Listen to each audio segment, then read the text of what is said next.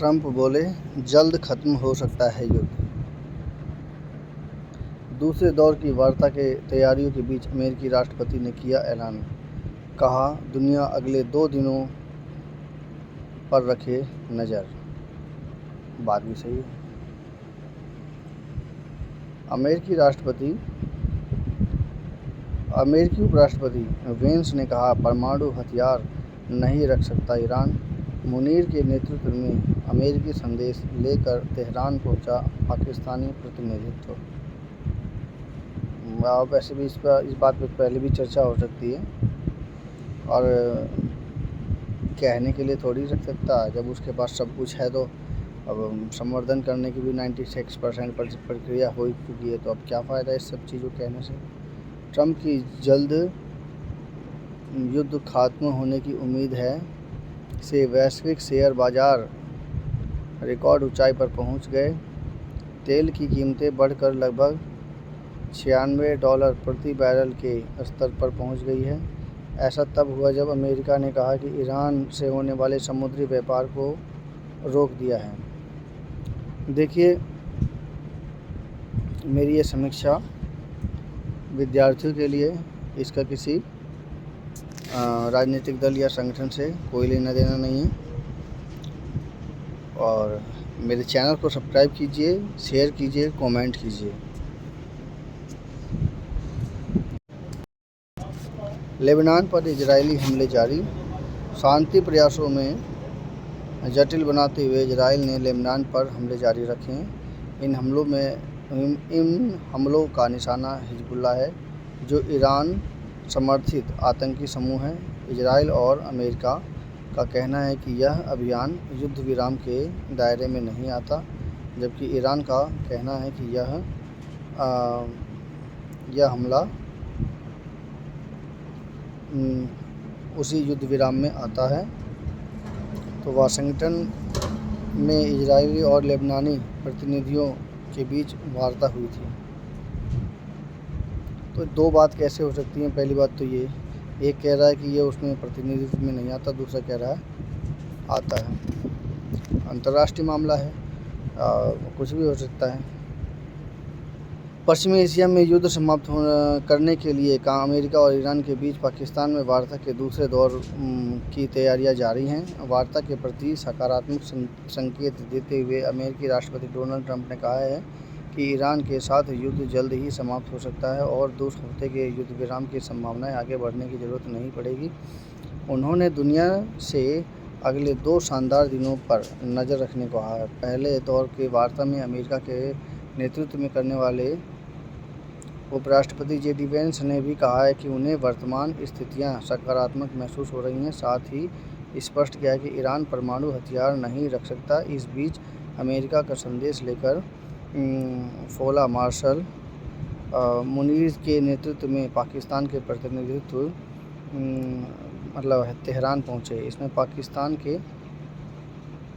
आंतरिक मंत्री मोहसिन नकवी भी शामिल है। वहीं हॉर्मुज की नाकेबंदी पर कर रही अमेरिकी सेना ने ईरानी बंदरगाहों से आने वाले जहाज़ों को वापस लौटा दिया। ट्रंप ने एक साक्षात्कार में कहा कि मुझे लगता है कि आप अगले आने वाले 2 दिनों में कुछ अद्भुत देखने वाले हैं। साथ ही कहा कि उन्हें नहीं लगता कि 2 हफ्ते के बीच युद्ध विराम बढ़ाने की ज़रूरत पड़ेगी, जो अगले हफ्ते ख़त्म हो रहा है। एक अन्य साक्षात्कार में उन्होंने कहा है कि मुझे लगता है कि यह युद्ध बहुत जल्द ख़त्म हो सकता है, यह जल्द ही समाप्त हो जाएगा। पाकिस्तान, ईरान और कई खाड़ी देशों के अधिकारियों का कहना है कि अमेरिका और ईरान की वार्ता इस हफ्ते के आखिर में इस्लामाबाद में लौट सकते हैं। जॉर्जिया में भी एक कार्यक्रम में उपराष्ट्रपति जेडी वेंस ने कहा कि राष्ट्रपति ट्रंप ईरान के साथ एक बड़ा समझौता करना चाहते हैं, लेकिन दोनों देशों के बीच कुछ मतभेद हैं, बहुत अधिक मतभेद हैं। पिछले सप्ताह में बातचीत में ईरान के परमाणु महत्वाकांक्षाएं मुख्य बिंदुओं तक पहुंच गई थी। अमेरिका ने ईगल को सभी परमाणु गतिविधियों को 20 वर्ष के लिए निलंबित करने का प्रस्ताव रखा था। अमेरिका ने ईरान की सभी परमाणु गतिविधियों को 20 वर्ष के लिए निलंबित करने का प्रस्ताव रखा था, लेकिन ईरान ने इस पर कोई भी ध्यान नहीं दिया। अमेरिका ने इस बात पर भी जोर दिया कि किसी भी संवर्धित परमाणु सामग्री को ईरान से बाहर ले जाया जाए, जबकि तेहरान की मांग है कि उसके विरुद्ध अंतर्राष्ट्रीय प्रतिबंध हटाए जाएं।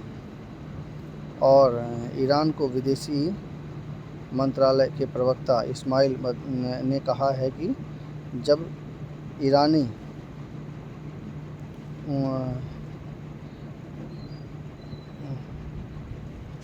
अपने देश में लौट रहे हैं, तब तेहरान और वाशिंगटन के बीच मंत्रियों की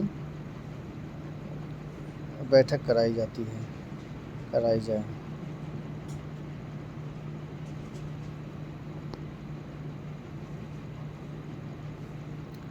तो ये थी वो इम्पोर्टेंट न्यूज़ जिससे अगर ये युद्ध शांत हुआ तो हो सकता है ट्रंप के लिए पॉजिटिव संदेश मिले कि मध्य अवधि चुनाव में कुछ वोट मिल सकते हों।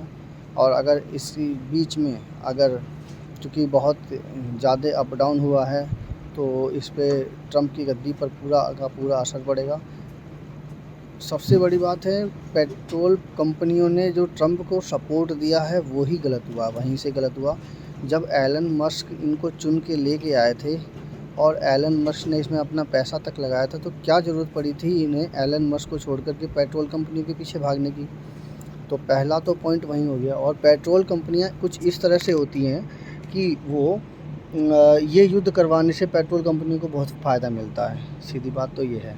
और ये युद्ध अगर दूसरे ढंग में देखा जाए तो पेट्रोल कंपनियों ने अपने अपने व्यापारिक हितों के लिए सब काम किया हुआ है। तो ऐसी स्थिति में डोनाल्ड ट्रंप जी को ये सोच लेना चाहिए कि हम क्या कर रहे हैं।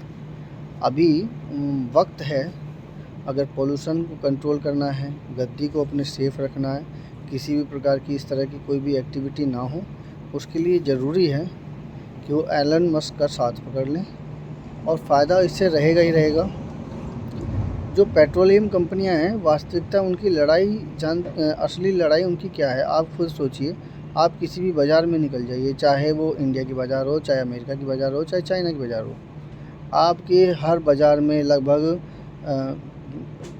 40 से 60% के बीच की कोई भी ऑब्जेक्ट रहेगा तो वो प्लास्टिक का रहेगा या फिर वो लोहे का रहेगा। मान लीजिए लोहे उसमें से नहीं निकल रहा है, पेट्रोल उस एरिया में से नहीं निकल रहा है, कई जगह निकलता भी लेकिन नहीं निकल रहा है, चलिए, लेकिन फिर भी 40 से 60% प्लास्टिक का रहेगा। बच गया अब तुम्हारा तेल, पेट्रोल और केरोसिन एट्सेट्रा जो भी है, उस पर गाड़ियाँ रहेंगी डिपेंडेंट, यातायात की मालगाड़ियाँ डिपेंडेंट रहेंगी, यातायात के लिए हवाई जहाज़ उसी के ऊपर डिपेंडेंट रहेंगे। तो कुल मिलाकर के किसी भी देश की इकोनॉमी का लगभग 60 से 70% हिस्सा उसके इन्हीं चीज़ों के ऊपर डिपेंडेंट रहता है। अब क्या हुआ कि इसमें जो है जो भी इन व्यापार को करता है, यानी कि जो भी ये तेल वाले व्यापार को करता है, कच्चे तेल वाले व्यापार को करता है, उसकी अच्छी खासी मुनाफा होता है। और जब वो अच्छा खासा मुनाफा होता है, दिखता वो एक है, यानी कि वो इतना अमीर नहीं दिखता। अब कहते हैं ना कि एलन मस्क अमीर है और बाकी सब इतने पेट्रोलियम कंपनियां इतनी मजबूत नहीं हैं। अरे मजबूत कैसे नहीं है, उनके वो एक कंपनी को दिखाते हैं, जबकि पेट्रोलियम कंपनी के पास कई सारी कंपनियां आएंगी और उन सारी कंपनियों का एसेट तो भी लाना चाहिए। प्लास्टिक कंपनियां अलग हैं, बाकी सब कंपनियां अलग हैं। जब जितने ज़्यादा प्रोडक्ट बनेंगे उतने ज़्यादा वो पूरे वर्ल्ड को अपने ढंग से चलाएंगे वो। तो जिसकी वजह से पेट्रोलियम कंपनियां हावी हो गई थी। जब ये हावी हो गई थी तो उसका भाई पैसा जिस पे लगता है वो कोई ना कोई रास्ता ढूंढता है।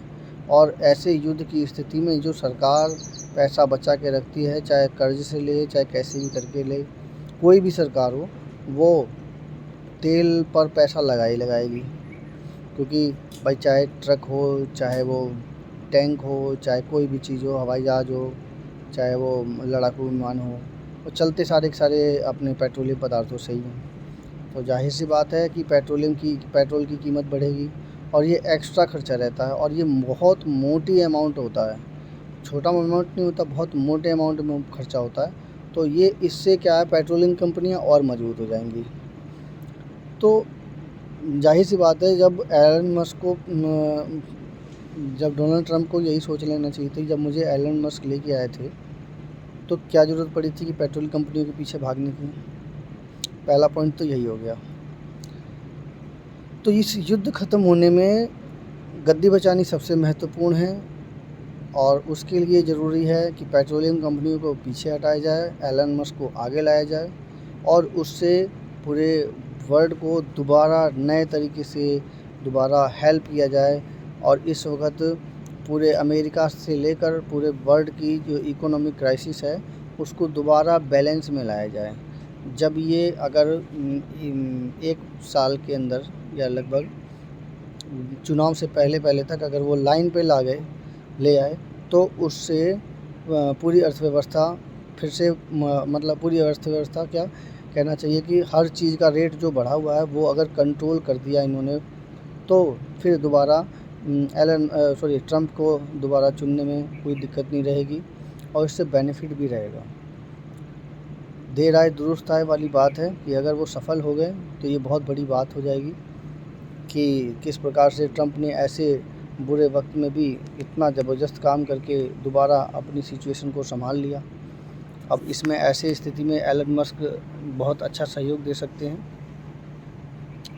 तो ये मेरी समीक्षा है। समीक्षा कैसी लगी कृपया कमेंट कीजिए, चैनल को सब्सक्राइब कीजिए। धन्यवाद।